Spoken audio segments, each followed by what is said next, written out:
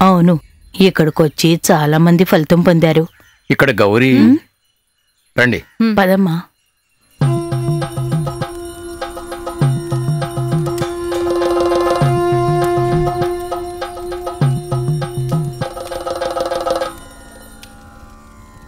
కూర్చోండి. ఏంటి చెప్పండి. స్వామి, వీళ్ళాయన 24 గంటలు తాగుతూనే ఉంటాడు. ఎలాగైనా మీరే ఆయన తాగుడు మాన్పించాలి.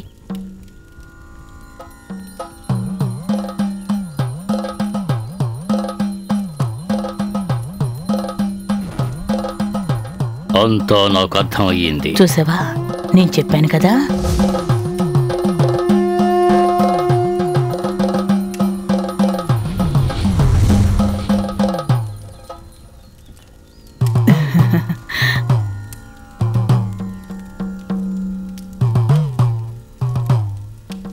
ఇది మంత్రించిన కొబ్బరికాయ. దీంతో తులసికోట చుట్టూ ప్రదక్షిణం చేసి దీన్ని పగలగొట్టండి.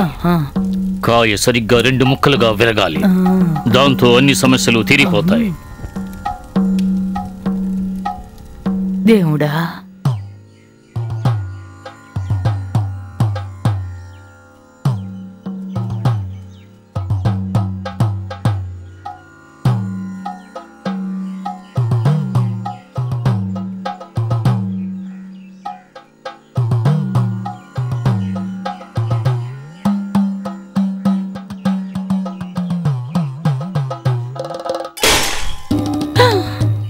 రెండుగా పగలగొట్టమంటే మొక్కలు చేసేసింది. ఇంకొకరిని రమ్మను. రండి. గౌరీ ఆగు. గౌరీ గౌరీ ఆగమంటుంటేను. ఆ కొబ్బరికాయ మొక్కలైపోయిందని నువ్వేం భయపడకు. కొడితే కొబ్బరికాయ అలాగే పగులుతుంది. మనుషుల్లాగే వాటిలోనూ పొగరబట్టినవి ఉంటాయి. గౌరీ ఆగమ్మా, నేను చెప్పేది విను. గౌరీ గౌరీ, ఇక్కడికొచ్చి ప్రార్థన చేసావంటే నువ్వు కోరుకున్నవన్నీ జరుగుతాయి. నీ కష్టాలన్నీ తలుచుకొని ఏదో కానుకవేయి. నా చేతిలో 20 రూపాయలే ఉన్నాయి. ఇది వేయమంటే వేసేస్తాను, చెప్పు. మంచిది, నువ్వు పద. భగవంతుడా, నువ్వైనా నా పరువు కాపాడవయ్యా. రారా, బాగా వేడుకో.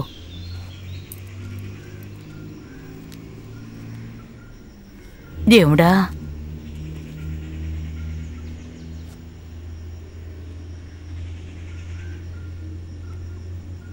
బాగా వేడుకున్నావు కదా, రా వెళ్దాం.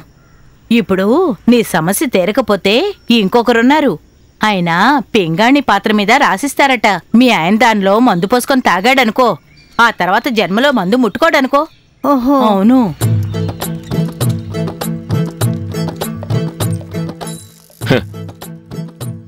ఏంటి గౌరీ, ఇంత లేట్ అయింది? సరేలే, వాడు హాస్టల్కి వెళ్ళాడు, అమ్మాయి స్కూల్కి వెళ్ళింది. నేనే వాళ్ళిద్దరినీ పంపించాను. నువ్వు ఒక్కదానివే ఎన్ని రోజులు కష్టపడతావు? వాళ్ళు నాకు పిల్లలే కదా. మేం మీకోసం ఒక స్వామీజీని కలిసొచ్చాం. ఆయన దగ్గరికి వెళ్తే ఫలితం ఉంటుందంటావా? ఏం స్వామీజీయో ఏంటో. ఓ దయగల ప్రభువా, నా సమస్త పాపాలని తొలగించి నన్ను మార్చు తండ్రి. సరే, నేను పనిలోకి వెళ్ళొస్తాను. అంతలోనే మారిపోయాడే. ఏం లేదు, ఇదా దేవుని కృప లేక స్వామీజీ మహిమ? ఇక వెళదామా? ఇది మాకు అలవాటే కదా. ఇప్పుడెందుకు నువ్వు నన్ను విసుక్కుంటున్నావు? జాన్ కొబ్బరి చెట్టెక్కి కాయలు కోయమన్నాడు. కాయలేమీ లేవు. మనం శనివారం మొత్తం లెక్క చూద్దాం. అలాగే. అంతా ఓకేగా? Double okay. ఇప్పుడు వెళ్తున్నాడే వాడే పోజింగ్ మాధవ్. కష్టపడి పనిచేస్తాడు. ఏ చెడ్డలవాడు లేని బంగారం. వాడికి నోట్లో వేలు పెట్టినా సరే కొరకడం చేత కాదు. ఎవరో ఆయన నోట్లో వేలు ఎట్టర్లే. అరే, అది కాదయ్యా.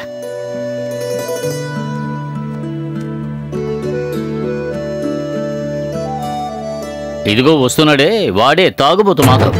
పెద్ద ముదురు. చెడ్డ అలవాట్లని వీడే కనిపెట్టాడు. ఏంటయ్యా మళ్ళీ మార్చేసా? ఇప్పుడు చూడు అయ్యగారు నిజ స్వరూపాన్ని.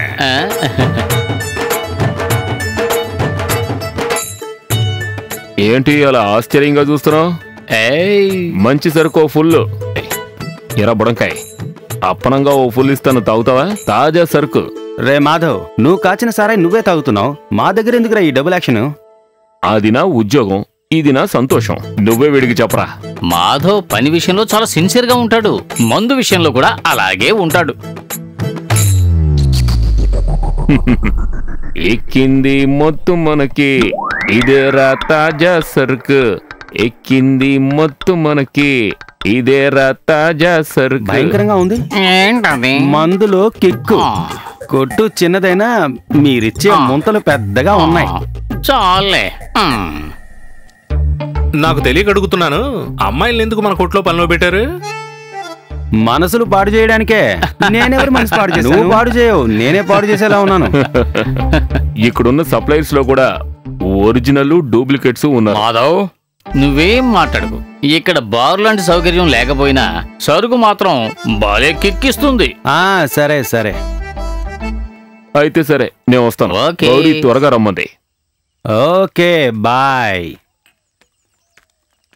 అన్నా, ఈ రోజు నేను త్వరగా వెళ్ళాలి. ఇప్పుడు వెళితే వెళ్ళు, రేపు మాత్రం త్వరగా వచ్చేసాయి. తప్పకుండా. నేను డ్రెస్ మార్చుకుని వెళ్తాను.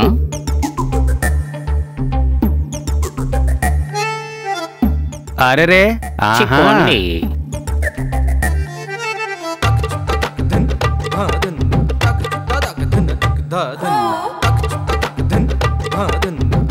ఓ అతి త్వరలో ఒక తామర విచ్చుకుంటుందిరా. తామర విరుచుకునేది చెరువుల్లోనూ బురదలోనూ నీటి గుంటల్లోనే. ఈ తామర వికసిస్తుందా? తప్పకుండా. ఇది ఒట్టి తామర కాదు, నీలి తామర్రా. అది ఎలా ఉంటుంది? అద్దిరిపోతుందిరా. కొబ్బరి చెట్టా, తాడి చెట్టా? కొబ్బరి చెట్టే, కల్ప వృక్షం. ఒక్కటి వేస్ట్ కాదురా. కనీసం నాకు బొండమైనా దక్కుద్దంటావా? రేయ్, బొండాలు కాదురా, కాయలు, పెద్ద కొబ్బరికాయలు. సూపర్.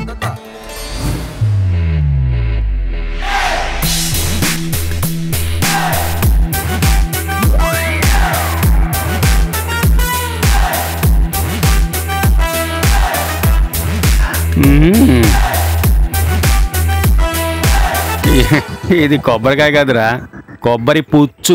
దీనికోసం నన్ను కూడా లాక్కొచ్చావు యాదవ. రమ్మంటే వచ్చావుగా. మీకు పెళ్ళైనప్పటి నుంచే నాన్న తాగుతుండేవారా? అడగడానికి ఇంకేమీ లేవా? నువ్వు కూడా నాన్నలా తాగొచ్చు కదా. ఏ గౌరీ, ఆగు. మీ ఆయన తాగుడు మానడానికి ఒక అద్భుతమైన ఐడియా ఉంది. కొట్లన్నీ వెంటనే ముయించాలి, అదేగా? జరిగేదేవైనా ఉంటే చెప్పు. మన ఊరికి కుడివైపున కొండ మీద ఒక గుడుంది. దానికి దగ్గరలో ఓ స్వామీజీ ఉన్నారు. తప్పతాగి పడున్న కోడిని కూడా లేచి ఎగిరిపోయేలా చేస్తారట.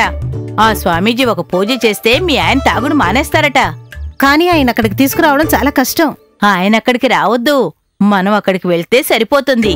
అయితే పూజ జరిగేటప్పుడు మీ ఆయన పచ్చి మంచినీళ్లు కూడా ముట్టుకోకుండా ఇంట్లోంచి బయటికి వెళ్లకుండా ఉండాలి. ఇదంతా జరగదు. చూడు, మీ ఆయన తాగుడు మానాలని నీకుంటే ఇది జరగాల్సిందే. నేను చెప్తే చాలు, నాన్న కాదనరు.